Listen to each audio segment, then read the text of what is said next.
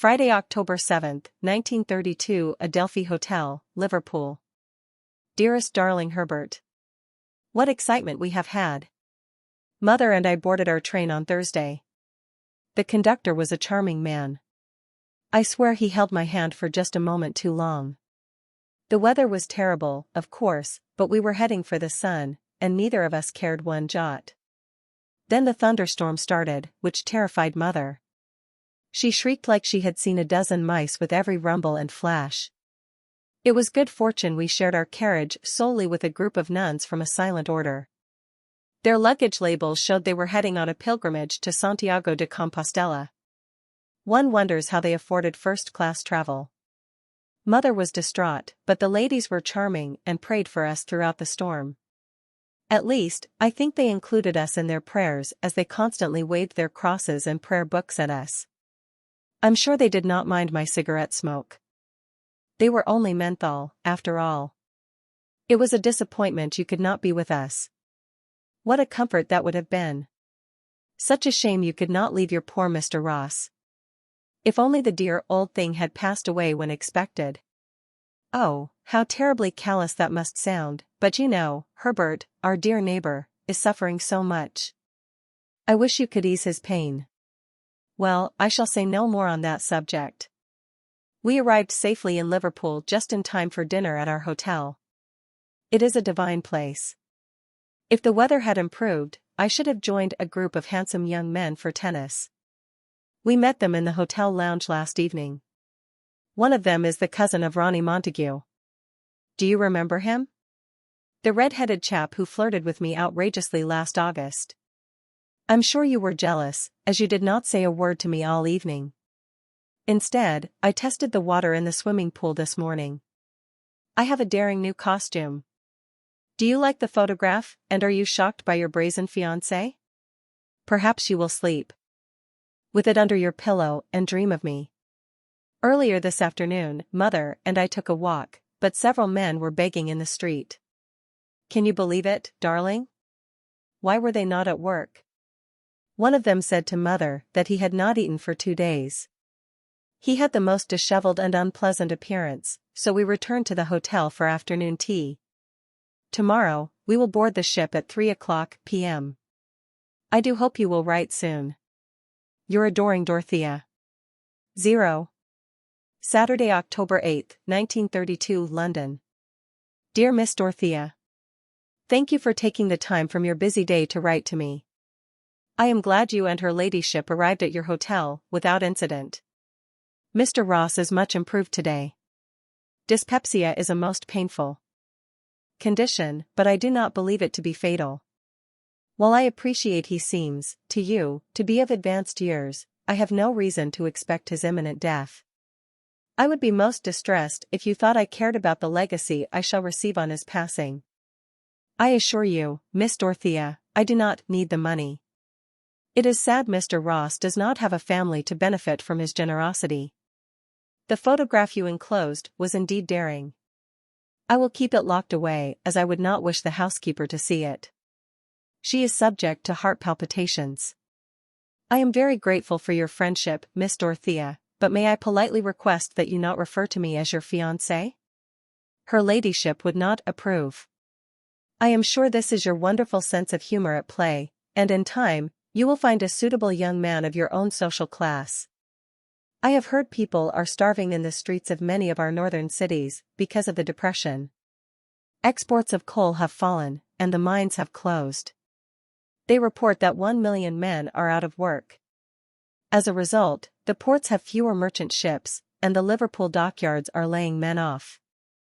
I am sorry that you and her ladyship had an unpleasant encounter. Today I am driving Mr. Ross to the House of Commons to meet Mr. Ramsay MacDonald. The Prime Minister wishes to discuss further limitations to importing foreign goods.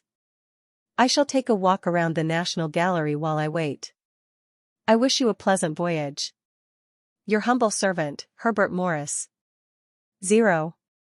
Monday, October 10, 1932, RMS Lancastria, Cartagena. Darling boy. I had to share the news, such excitement as I have ever known. We have had a rescue at sea. Dozens of dear little Belgian sailors surround us. Their ship sank this morning. I do loathe the Bay of Biscay. It makes one feel a little drunk, reeling from one side of the boat to the other, and poor mother could only keep down a little turtle soup, a small portion of pheasant pie, and only one dessert. I believe the crew is sharing their rations with the Belgians. There has been an appeal to the passengers for donations to help the sailors, who will be ashore tomorrow morning. Mother has a fur coat that has a little blight. I am sure she will not miss it. The change to our itinerary has upset Mother very much. She is looking forward to reaching Lisbon. She has instructed our steward to fetch the captain at once. Mother tells me that Mr. Ross is worth some £100,000. I am delighted for your good fortune, my darling. We shall have great fun when we are married. When do you think that might be? I hear that Mr. Ross has a diseased heart. I am sure you take great care of his medication. It would be sad if he were to overdose accidentally. Write soon, my beloved. I long to hear your news. Your adoring, Dorothea. 0. Friday, October 14, 1932, London. Dear Miss Dorothea. Your letter arrived, par avion, this morning. It was most exciting to receive the post with a Spanish stamp. The housekeeper, Miss Harris, was delighted to have the postage stamps to give to her nephew. We heard the news of the SS Skeldestad on the radio. How tragic that some 40 sailors lost their lives. I feel a sense of great sadness for the mothers who have lost their sons and wives that will never see the return of their husbands. We in the servants' hall have donated a small sum of money that the vicar will send to the bereaved. Reverend Jones knew several Belgian refugees from his parish in Folkestone during the Great War. It surprised me to hear that some 250,000 Belgians arrived in England when the Germans invaded. How sad they lost their home to invaders, only to return home, without choice, when the war ended. The Reverend said the government wanted the jobs back for returning servicemen. Miss Harris had a niece who was a conductress on a tram. She also lost her employment, as a soldier required the job. Miss Harris believes they will one day pay men and women the same wages for the same work, but I fear that is most unlikely. Mr. Ross met with the Prime Minister. Mr. MacDonald is a good man but in poor health, and Mr. Ross says he cannot remain in power for much longer. The Tories dominate the national government, and his Labour policies have little support. The newspapers once again reported that his son was a conscientious objector during the war. It did not reflect well upon him. My employer is enjoying good health. The rumors of his heart's weakness are ill-informed, and he is not currently taking any medication. I would most respectfully beg you not to consider me as an object of your affection, Miss Dorothea. I believe some may have exaggerated my expectations, and I would not wish to disappoint you. Your humble servant, Herbert Morris. 0. Tuesday, October 18, 1932, Villa Santa Maria, Lisbon. Dearest Herbert. I am so glad to hear that Mr. Ross is well. I hope he is not overdoing things with all his political work. Mother says he should not concern himself with the North when things are so bad in London. I swear we waited over half an hour for a porter to collect our bags at the station. Why are men unemployed, when clearly there is a need for essential workers? But enough of political matters. I am sure I will exhaust myself with such thinking. Dolly Matthews says I worry far too much.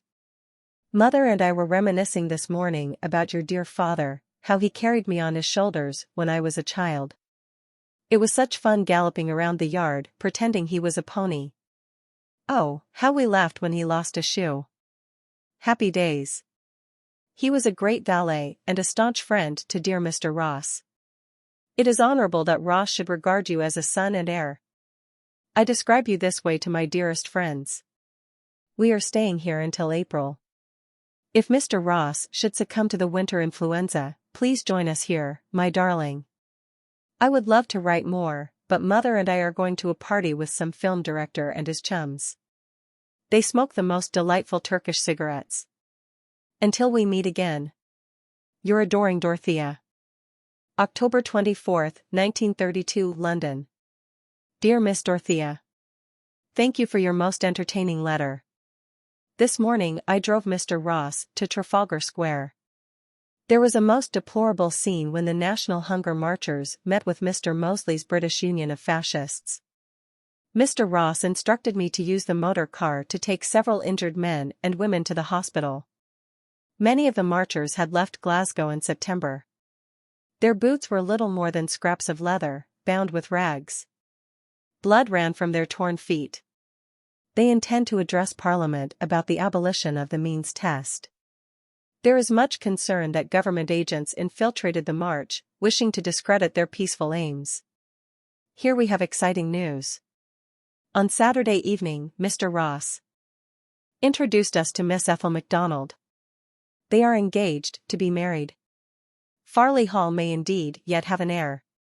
A band played in the garden, and Miss Harris and I danced a celebratory jig around the kitchen table. Despite the 30 years between them, I believe this is a sincere love match.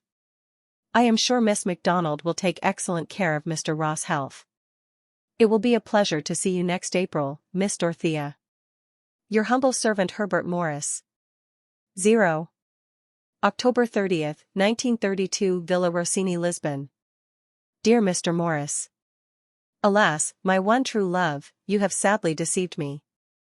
I wish you and Miss Harris a happy future together, and of course, I release you from any obligation toward me.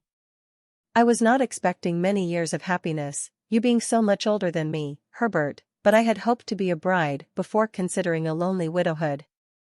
Mr. Ross, it appears, has had his head turned by a pretty ankle. All well, there is no fool like an old fool. And no doubt he will keep you, and the future Mrs. Morris, in service together. Ronnie Montague arrived in Lisbon yesterday. Mother and I are now his house guests. Dear Ronnie's father is seriously ill, and Ronnie may have to return to London soon to be at his bedside, as a most thoughtful son should. It is my duty to be there to console him. I must ask you, Herbert, not to write to me again. I should find it too upsetting. Your heartbroken friend, Dorothea.